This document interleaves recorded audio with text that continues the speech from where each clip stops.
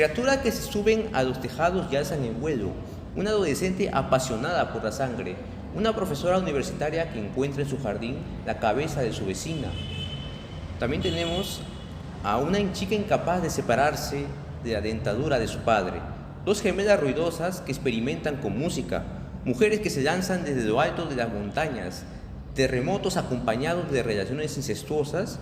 Y un chamán que escribe un conjuro para revivir a su hija. ¿Qué tienen en común todas estas historias?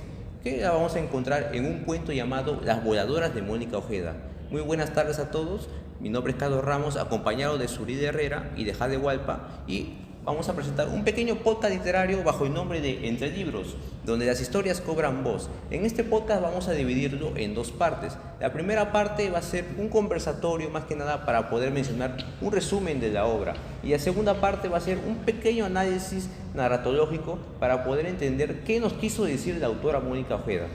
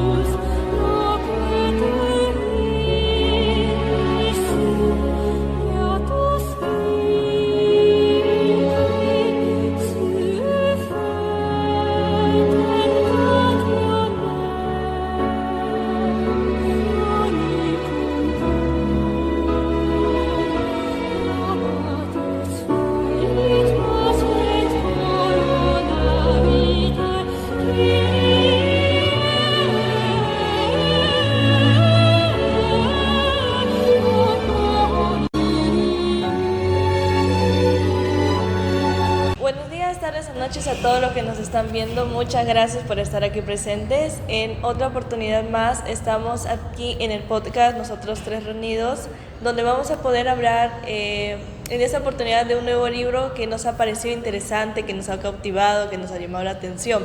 Este libro se llama Las voladoras de Mónica Ojeda, que es una escritora ecuatoriana, y la verdad es que hablar de ella es hablar de una autora contemporánea, una autora que realmente utiliza este arte de la escritura no solamente para transmitir ideas, sino también para expresar el dolor, las vivencias de las mujeres, puesto de que vamos a ver que dentro de esta obra, Las voladoras, sus obras, sus cuentos van a ser representados por mujeres, pero ¿qué vamos a ver exactamente? Cómo ella va a representar el dolor, sufrimiento, el terror y las cosas que se vive día a día.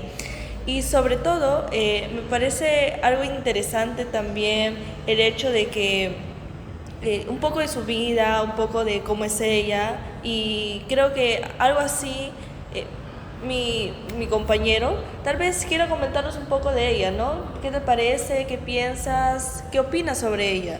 Muy buenas tardes, gracias por la introducción.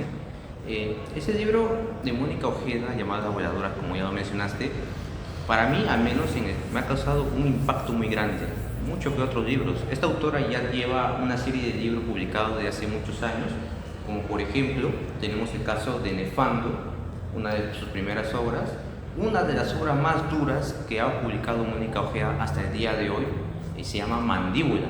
Quizás para una próxima oportunidad podamos presentarlo, pero ahora nos vamos a enfocar más que nada en Las voladoras. Las voladoras es una historia compuesta, o una antología más que nada en el término, compuesta por 8 cuentos que nuestra autora Mónica Ojeda trata de reflejar la realidad de su país, y no solamente su realidad, sino relacionarla con diversos elementos como la geografía, como la violencia, como digamos el tema del suicidio, el tema también fuertes como la violación, que lo vamos a escuchar en una de las análisis de unos cuentos. Es por ello que Mónica Ojeda, hoy por hoy, para nosotros este libro nos causó un impacto muy grande, más que nada, al leerlo. ¿Para usted, Jade, te causó un impacto al leerlo? La verdad es que sí, porque se vio más que todo reflejado cómo se fue la violencia, cómo mezcló también lo mítico, o sea, lo fantástico con la realidad, más que nada en su zona, ¿no? En Ecuador, cómo lo relacionó. En este libro se nota cómo el crecimiento de los niños junto con el abuso en sus familias tiene un cambio muy drástico en base conforme van creciendo, ¿no? Claro. En este caso, su género es un cuento, son mini cuentos en su obra, Las Voladoras. Muy bien. ¿Qué comentar algo sobre ello? Y justamente lo que tú lo que mencionas, Jade, de los mini cuentos, ayuda a que lo que Ojeda quiere hacer es expresar de una mejor manera. Y también lo que mencionó Donato es muy interesante, porque sus obras representan tanto la violencia en las mujeres. Sabemos que no solamente estamos hablando de una escritora femenina, sino también una escritora que quiere hacer reflejar su cultura, reflejar lo que es ella, y por eso en estos mini cuentos, en estas pequeñas recopilaciones que vamos a encontrar aquí en Las Voladoras, vamos a poder ver historias muy interesantes, y a mi parecer algunas que a mí me han impactado, me han fascinado y me han llamado mucho la atención es una llamada Sangre Coagulada, y es muy interesante en la forma en cómo ella quiere abordar el tema de la violación, el tema de los abusos, el tema de la inocencia, el tema de los cambios físicos que tiene una mujer al transcurso de su vida. En esta obra vamos a ver la forma de la narración, cómo nos va a permitir que nosotros nos sintamos parte de, puesto que va a ser en primera persona, y vamos a ver cómo el personaje principal de la niña nos va a empezar a relatar que vive con su abuela en una aldea andina, y aquí vamos a ver cómo esta abuela va a tener un poder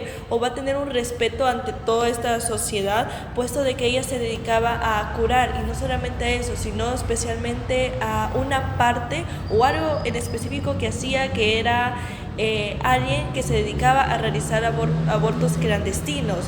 Entonces eso hacía que la gente, los del pueblo, la miraran de una forma rara, pero la niña en su inocencia, en haberse criado en un ambiente donde todo esto era normal, empieza a relacionarlo con su forma de ser, y empieza a ver las cosas como la sangre, empieza a ver el dolor, el sufrimiento, algo mucho más normal que lo podría ver un niño a esa edad. Empieza a narrarlo, empieza a contarlo, pero no solamente eso, sino ella misma narra que la sangre le da tranquilidad, que le da placer, que es parte de ella. Incluso empieza a narrar un suceso de una violación que alguien, siendo mismo trabajador dentro de la hacienda, de la casa de la abuela, abusa de ella, pero en su inocencia, pensando que todo lo que vive es normal, ella prefiere callárselo y prefiere guardárselo, y eso también refleja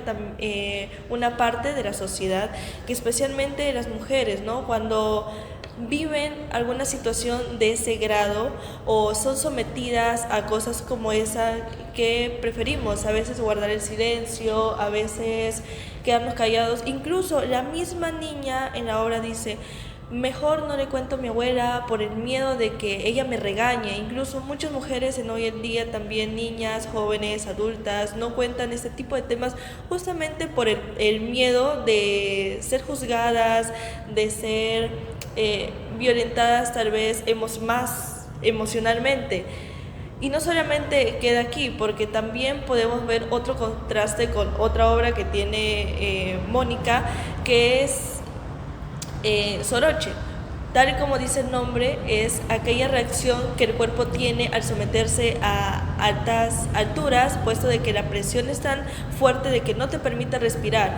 Y ella utiliza justamente esto como metáfora en el cuento para poder expresar los momentos difíciles que se va a ver, porque vamos a ver que es un grupo de amigas que van a pasar justamente vacaciones, y vamos a ver la opinión, el pensamiento de cada una de ellas, y al parecer no son tan amigas como se puede ver, ya que vamos a ver reflejados en las cosas que dicen y en los pensamientos de cada una, los hechos que han sucedido, y se va a ver que a lo largo de todo este relato el cuerpo de la protagonista se va a ir debilitando poco a poco sobre la montaña, puesto con todo lo sucedido. Entonces Ojeda no solamente es una escritora que escribe por escribir, sino al parecer es una escritora que ha analizado su sociedad, su entorno y sobre todo a las mujeres,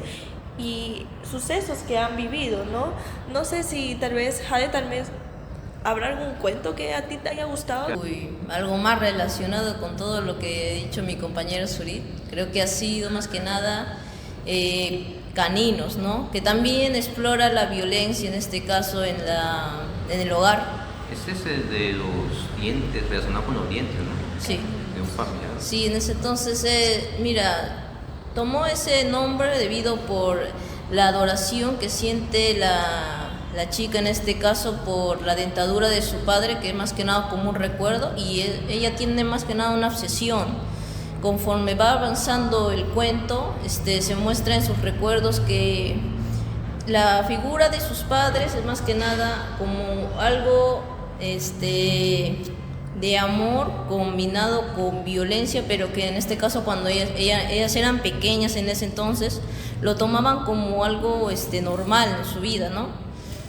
Su padre tenía una obsesión con ser bello y todo eso, y su madre en este caso paraba en su casa, más que nada haciendo cosas del hogar. En ese entonces, cuando su padre los recogía de la escuela, le gustaba presumir su belleza. Decían sus compañeros que sentían celos de ella por tener un padre tan bello.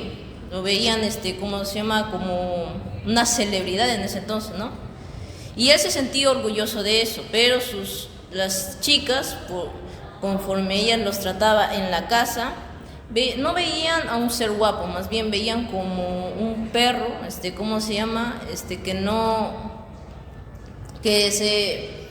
que actúa diferente, ¿no? Cómo está en su casa y cómo está se expresa en la vida. Más que nada, ellos, en uno de sus recuerdos, ve que cuando ellos tomaban, se mostraban como una familia más feliz. Cuando salían, en el exterior, los llevaba al lugar, los llevaba a las ferias, a los juegos, todo eso, ¿no? Se veía más que nada como una familia perfecta. Esto también da relación de que las personas grandes, ya cuando son padres, tienen diferentes personalidades. Unos son más cariñosos, otros son más, ¿cómo se llama? ¿Estrictos? Sí, estrictos, son más bruscos en este caso.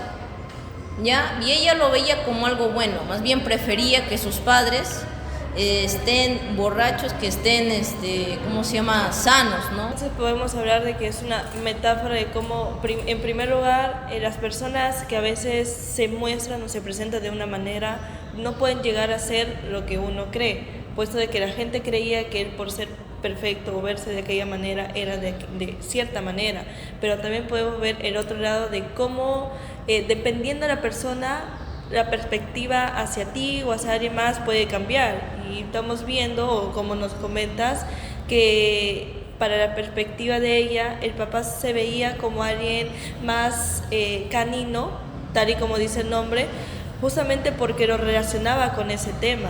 Tenemos otro cuento que, aprovechando lo voy a mencionar, es Cabeza Voladora. Cabeza Voladora usa la metáfora literalmente de una cabeza bajo una situación de un asesinato, donde tenemos prácticamente a una profesora universitaria, como cualquiera de nosotros va a ser en un futuro, que lamentablemente es testigo de un asesinato de una alumna de secundaria, y cuando estaba en su casa normalmente, lo que nos muestra la autora es de que mientras ella estaba en su casa tranquila, empieza a escuchar tipos sonidos de rebote, como si fuera un balón.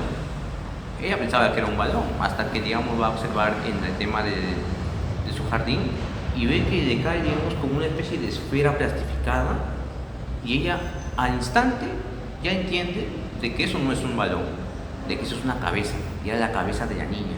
El papá de la niña literalmente había asesinado a su hija, le había cortado la cabeza, y es explícito porque se ve también reflejado en el texto, lo pueden observar, y hasta lo envuelve y lo tira ahí normal. Y esto, digamos, puede ser como un tipo caso de investigación, un caso, digamos, de que uno puede pensar, ok, encontró el balón y, digamos, ahora quiere encontrar al padre que, digamos, es el criminal. Sin embargo, acá la autora nos da un giro muy grande, porque en este caso, lo que pasa es lo siguiente con la profesora universitaria, es de que desarrolla una obsesión Y eso lo vamos a ver también en muchos de los cuentos, el tema de la obsesión, como también en el primer cuento de la abueladora, que más adelante le voy a mencionar. Pero acá ella desarrolla una obsesión por la cabeza, la ve en sus sueños, escucha los sonidos cuando no hay nada, e imagina, o bueno, puede ser el toque de realidad o no, que nos muestra Mónica Ojeda, que es en ese mismo patio donde se desarrolló el asesinato, empieza a observar a muchas mujeres de distintas edades, como una especie de secta. Es un punto interesante de Cabeza Voladora. ¿Tienes otro cuento impactante que te haya dado esas emociones, fuera de Caninos? Puede ser también el mundo de arriba y el mundo de abajo.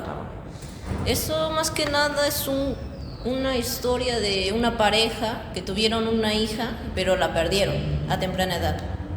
Su padre, al ser un chamán, buscó la manera de cómo poder revivir a su hija, de cómo volverla a tener a su lado, porque él lo extraña mucho, tanto como su mamá también que lo extraña. Su mamá también murió, pero como deseo quería que su hija reviviera y si fuera posible que utilizara su cuerpo como un recipiente para volverla a ella, ¿no? Para tener, en este caso, para que en ella viera a su hija, para que pudiera resucitarlo, en ese caso, en el cuerpo de ella. Eso lo hizo, también utilizó, creo, la ayuda de lo sobrenatural, como que el viento le hablaba, sí. O sea, utilizaba su sabiduría en este caso, para que el viento también le ayudara, en este caso, cómo podía revivir, qué es lo que tenía que hacer, cómo lo podía hacer. Hizo todo lo que le indicó, más que nada el viento, también utilizó como tipo unas piedras para poder escribir, todo lo que le decía para hacer el ritual. Hizo un conjuro más que nada para que su hija volviera a nacer, volviera a estar con ella, de su lado. Y funcionó de cierta manera un tanto extraña. ¿Por qué? Porque su mamá veía cómo tomaba su forma como una niña, pero seguía teniendo el rostro de su amada, ¿no? O sea, era una niña con el rostro de la madre. Ajá, más que nada en este caso. Y sí, después vio con el paso del tiempo cómo su cara se transformaba como el de su hija. Me haces acordar a la película de Cementerio de Mascotas. Exacto, que justamente también aborda ese mismo tema. El cementerio se llama Cementerio de Mascotas, pero justamente lo que sucede dentro de la historia es como esa familia va a perder a su niña y por querer recuperar lo que alguna vez fue su vida, la va a ir a enterrar en aquel lugar. Pero ese lugar, ¿qué hace? La revive, y justamente como tú mencionas, la revive ya como un zombie, o sea, su cuerpo está físico, se ve tal y como es, pero no es ella. Y al pasar el tiempo se ven los cambios. Y aunque uno quiera recuperar lo que fue antes, el pasado, es difícil, pero a veces uno tiene que aprender a soltar, porque si uno no suelta, más daño uno se hace tratando de buscar ese tipo de soluciones. Exacto. Ese punto también es muy similar y también como hemos visto en la historia del mundo de arriba y el mundo de abajo, Mónica Ojeda, a pesar de hablar de terror, ella menciona de que no es tanto un terror, es más que nada una muestra de un tipo de catarsis basándose en el tema del miedo, en el tema, digamos, de lo que uno puede llegar a tratar de extremo, y lo relaciona no solamente con las escenas explícitas, sino también con el tema del misticismo. Hemos visto en el mundo de arriba y el mundo de abajo que has mencionado el tema de rituales, el tema, digamos, de cómo lo llevó en la parte de la montaña de arriba, ¿no? Eso es el misticismo ecuatoriano que Mónica Ojeda también busca implantar. Eso también lo vamos a ver en una historia que es el primer cuento, llamado Las Voladoras, que literalmente tiene el mismo nombre. Las Voladoras es el nombre del libro y curiosamente es el nombre también del primer cuento. Pero aquí en este punto Mónica Ojeda plasma lo que es lo importante del misticismo ecuatoriano con el tema de las voladoras. Para que se hagan una idea, las voladoras es como una especie de arpía mitológica. Imagínense una especie de cuerpo femenino desnudo, con alas y con un solo ojo, literal, y el cuerpo pequeño, como un tipo, no sé, un tipo de ave, pero ave mezclada con la morfosidad humana y con un solo ojo. Medio raro, pero es prácticamente uno de los misticismos ecuatorianos en cuanto a su cultura. Ellos tienen, digamos, como estamos en Perú, tenemos nuestro misticismo, también lo tiene Ecuador. y que plasma la obsesión, porque uno que digamos ve o se imagina ese tipo de monstruo y tiene miedo, y eso digamos lo refleja en una familia que recibe la visita constantemente, semanal, diaria, de las voladoras, de una en específico. Sin embargo, ellos al inicio tienen miedo, pero conforme van pasando los días, las semanas, los años, se van adaptando, se van, digamos, acostumbrando a que aparezca. Y hay un momento en la historia en la cual la voladora ya no aparece más, ya no deja de venir. Y ellos empiezan a desarrollar ansiedad. ¿Ansiedad por qué? Porque la necesitan, porque quieren verla. Empiezan, digamos, a pensar en ella, no solamente de manera de obsesión, sino de manera sexual también. Se empiezan a imaginar cosas eróticas con la voladora. Medio raro, sí, pero es lo que busca plasmar la autora, tanto con el tema del misticismo. Y una historia también que no quiero dejar de lado, y es medio curiosa, no sé si alguno de ustedes tiene familiares que son gemelos. No, pero he conocido gemelos y hay tipos de gemelos. Y hay muchos tipos hay los que son los gemelos que prefieren parecerse y están los gemelos que son el opuesto del otro. Mientras uno hace el bien, el otro hace el mal. Mientras uno hace el mal, el otro hace el bien. Curiosamente, Mónica Ojeda plasma justo lo que dices, la contraria, esas perspectivas, esas personalidades distintas, en uno de los cuentos que para mí, sinceramente, fue el que más me gustó, ese personaje mío, se llama Slasher. Para quien no sepa, el término slasher es un término de los 80, de lo cual está relacionado con las películas. Si tú ves películas slasher, te dicen tipo Viernes 13, tipo... son películas clásicas, por eso se llaman con así. temática de ese punto. Entonces, ¿cómo lo relaciona ese término con el tema también de los gemelos? La historia de slasher trata sobre dos hermanas gemelas llamadas Bárbara y llamada Paula.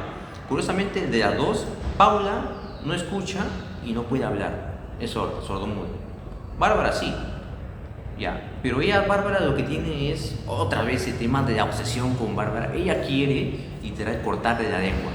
Piensa, ella en la primera parte, si ven el cuento, en la primera parte dice, Bárbara tiene el pensamiento de que quiere cortarle con la lengua con un tipo de fierro caliente, quiere colocarlo ahí y quiere cortárselo. Poco a poco, cuando van a llegar el cuento, conforme desarrollan la historia, se van a dar cuenta de que no solamente Bárbara es la más rara, la más rara es la otra hermana, la sordomuda. Ella es muy rara, muy rarísima. Literalmente tiene tatuajes, te vas a que viendo que tiene muchos tatuajes, tiene piercings. Y ambas, digamos, al ser gemelas, tienen personalidades algo similares y también contrarias. Además de eso, plasma también un término que es la música de... ¿cómo decirlo? Música innovadora, por así decirlo.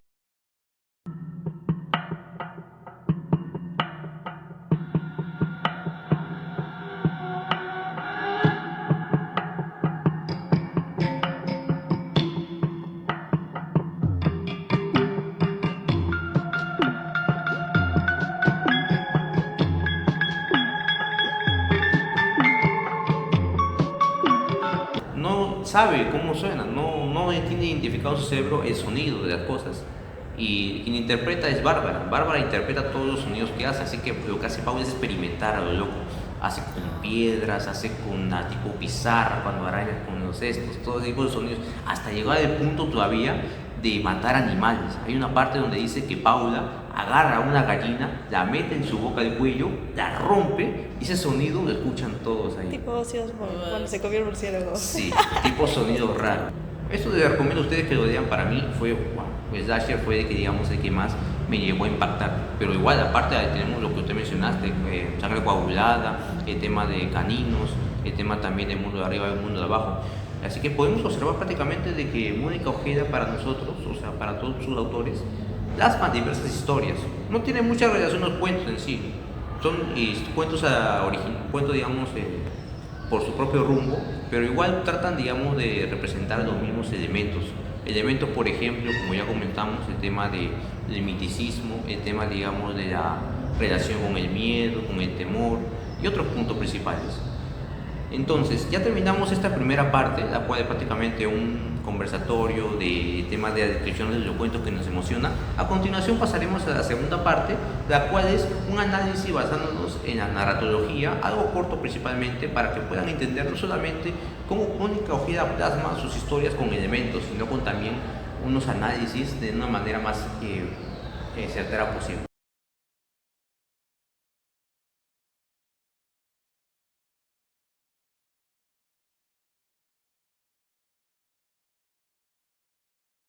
Seguimos con el podcast literario de la autora Mónica Ojeda con su libro Las Voladoras. En esta segunda parte vamos a hacer un pequeño análisis narratológico. Para quienes no sepan, la narratología se basa en distintos puntos para poder determinar qué es lo que nos quiso decir la autora bajo dos enfoques, el enfoque de contenido y el enfoque de tiempo. Ya en la primera parte hemos hablado de diversos elementos, como por ejemplo el tema del argumento, el tema de la trama para ver de qué trata la historia, el tema de los personajes que ha comentado cada uno, el tema del lema también de la historia y también diversos puntos. Sin embargo, nos faltó un punto importante mencionar, lo que vamos a hacer ahora, el cual es el tema del narrador. Así que por favor, cada uno de ustedes, si podría decirme por favor el narrador de sus historias que más les impactó. A ver, compañera Jade. Bueno, en la obra, en el cuento de Caninos, el narrador es en primera persona, ya que se basa en su hija y de su historia, ¿no? Su focalización es interna, ya que la historia es centrada desde la perspectiva de su hija, contando los acontecimientos que pasan. En el cuento Terremoto, el narrador es en tercera persona y explora más que nada cómo avanza la destrucción y el amor de las hermanas que se tienen en vista de Lucrecia. En la focalización es interna, ya que es en perspectiva del personaje y también combinado con Cero, ya que el autor pone un toque de poesía más que nada en la mente de Lucrecia. Sobre uno de los cuentos dentro de la obra Las Voladoras, me gustaría destacar más Sangre Coagulada por el hecho de lo impactante que es. Y analizando la obra, he podido notar que el narrador que vamos a encontrar dentro de esta es un narrador protagonista. ¿Por qué? Porque el mismo personaje principal, que es la niña, va a ser quien nos va a relatar, quien nos va a contar, quien nos va a decir la historia desde su perspectiva, desde el punto de vista de ella como lo ve. Pero también podríamos hablar del cuento de Soroche, esta obra donde vemos varios personajes que van a interactuar. Entonces aquí podemos ver que estamos hablando de un narrador interno en forma de testigo, puesto que cada una de ellas va a narrar, va a contar desde su perspectiva, porque de esa es la forma en la que empieza Soroche, en una entrevista a cada una de las amigas y contando lo que han visto, lo que piensan. Complementar un poco sus partes que muy interesante ha comentado. Ellas han hablado sobre lo que es el narrador, tanto testigo como el narrador personaje. Es algo muy regular que vamos a encontrar tanto en los cuentos de Mónica Ojeda en Las Voladoras como en otros libros como Mandíbula o Nefando. Hay un narrador también aparte que curiosamente en los cuentos en los cuales yo he hablado se han encontrado, el cual es el narrador omnisciente. Narrador omnisciente más que nada es aquel narrador que sabe todo lo que va a pasar y está, digamos, siguiendo al personaje, mas no actúa tanto. A veces revela un poco de sus pensamientos, como por ejemplo en Cabeza Voladora. En Cabeza Voladora y tanto en Slasher, las partes iniciales comienza con lo siguiente. Por ejemplo, Cabeza Voladora dice: no debiste revisar el periódico. Eso, digamos, da hincapié de que el autor menciona tanto a la protagonista de que no debió haberlo hecho. Y en el Slasher menciona: Bárbara quería mutilar la lengua de su hermana. No lo dice en primera persona, lo dice como un narrador omnisciente. Más que nada, esa es la principal diferencia. Ahora vamos a pasar a lo que es la estructura interna. 4 elementos muy importantes, los cuales son lineal, en caso de historia inicie tenga una estructura básica como inicio, desarrollo y conclusión. Puede ser también quebrada cuando se integra en elementos llamados flashbacks, que es como viajes al pasado. También puede ser circular, cuando el acontecimiento inicial y el acontecimiento final se repiten, es prácticamente similar. Y también tenemos el tema de cíclico, cuando el final de la historia nos puede dar una especie de hincapié a una segunda parte, a un final abierto, a como que la historia no termina de ese punto. Entonces, para ustedes, compañeras, más que nada, a ver, comenzamos con Jade. Para tus cuentos importantes, ¿cuál, digamos, sería la estructura interna, en este punto? ¿Cuál es la que tú llegaste a analizar? Bueno, la estructura interna más que nada es quebrada. ¿Por qué? Porque después de todos estos acontecimientos se presenta en los recuerdos de su hija al pasado, conforme avanza el cuento, conforme aparece alguna acción, ella lo recuerda y en eso se plasma todo lo que ha pasado para llegar a ese punto. Analizando ambos cuentos, a pesar de que en narrador cada uno tiene una forma diferente, aquí vamos a encontrar que en su estructura interna, que es en los cuentos, en tanto Sangre Coagulada como Soroche, vamos a ver que es lineal. Tal vez hay pequeños momentos en la historia donde se puede interpretar como quebrada, pero ¿por qué no sería? En la historia de Sangre Coagulada vamos a ver cómo esta niña va a relatar su día a día, las cosas que le gustan desde su perspectiva. Hay momentos, sí, donde ella a veces menciona el pasado de cuando vivía con su madre, el cómo era, mas no hace una especie de retroceso para introducir en la historia. Es una mención que ella hace para seguir continuando en la misma línea temporal que ella está hablando. Y de igual manera Soroche, en el momento donde las amigas están siendo entrevistadas, están conversando cada una desde lo que ha visto, lo que piensa, hay momentos donde algunas empiezan a mencionar, sí, pero ella hizo esto en el pasado, y trata un poquito de meter el por qué ahora le ha sucedido, pero no es que están retrocediendo, es una mención para que lo que están hablando en su presente de la historia tenga un sentido. Entonces, así como mi compañera y como yo, las historias de mi compañero, me imagino que también deben tener una estructura interna. Sí, bajo el tema del enfoque interno, más que nada en las obras tanto de Cabeza Voladora como de Slasher, ambos tienen más que nada la manera lineal. ¿Por qué? Porque digamos, cuando vayan a leer el libro, ustedes, quizás puedan entender de que no es lineal, no tiene un inicio, un desarrollo, un cierre, más bien parece que está en la parte intermedia. Por ejemplo, Cabeza Voladora, bajo el tema de tiempo, comienza 4 días después del asesinato, pero esto no lo menciona, no dicen 4 días después, comienza con la situación de la profesora, ya viendo las noticias, ya haciendo caso omiso a la advertencia que le habían dado. Entonces, y de ahí se desarrolla el caso hasta el final del cierre de la historia. Lo mismo con Slasher, cuando uno lee la primera parte de Slasher, menciona, Bárbara quería cortarle la lengua a Paula. Sin embargo, en la parte final, y eso es spoiler para ustedes, en la parte final, termina la historia con Bárbara cortándole la lengua a Paula. Entonces uno pensaría, si termina cortándole la lengua, inicia también con el tema de la lengua, entonces sería, digamos, lo mismo, sería cíclico, porque comienza con lo que termina. Pero sin embargo esto no, porque la parte primera es un pensamiento de Bárbara, mientras la parte final es una acción. Sería cíclico cuando si fuera, digamos, el caso, Bárbara le cortó la lengua a su hermana, a Paula, y termina con Bárbara cortando la lengua a su hermana Paula. Este es el caso mismo. Más que nada, es un punto de curioso, más que nada en caso de ustedes tengan un poco de confusión. Ahora vamos a pasar con el análisis externo. El análisis externo se divide en algunos puntos, lo cual es principalmente sería el tema del libro en físico en sí, que prácticamente tenemos la portada, la parte de atrás, el tema del índice, el tema de glosario si tiene, y también tiene el tema de en qué punto de partida de la historia, más que nada. El punto de partida, si recuerdan ustedes, son 3. Tenemos el ad ovo, si comienza al inicio de la historia, tenemos in media res, si la historia comienza en la parte media de la historia, y tenemos, ¿cuál era la parte final? Si me haces recordar, por favor. Era in extremis. In extremis. In extremis es más que nada si la historia comienza literalmente con el final, y puede capaz aumentar el tema de la quebrada para tener indicios de flashbacks. Así que en este punto vamos a comenzar con las historias, Jade. ¿Qué llegaste a encontrar en cuanto a análisis externo? En el punto de partida de Ganinos es in extremis, ya que el cuento comienza con la hija obsesionada con la dentadura de su padre. Y conforme avanza el cuento pasan los recuerdos de ella y de su familia, acciones, pero más que nada el cuento también mayormente se basa en los pensamientos que ella tiene. Y en el mundo de arriba y el mundo de abajo. Y el mundo de abajo, el punto de partida es ad ovo, porque comienza en que su padre quiere revivir a su hija. Todo esto ya pasó anteriormente, pero es como un comienzo, ¿no? De que todo lo catastrófico, ¿no? Comienza en este caso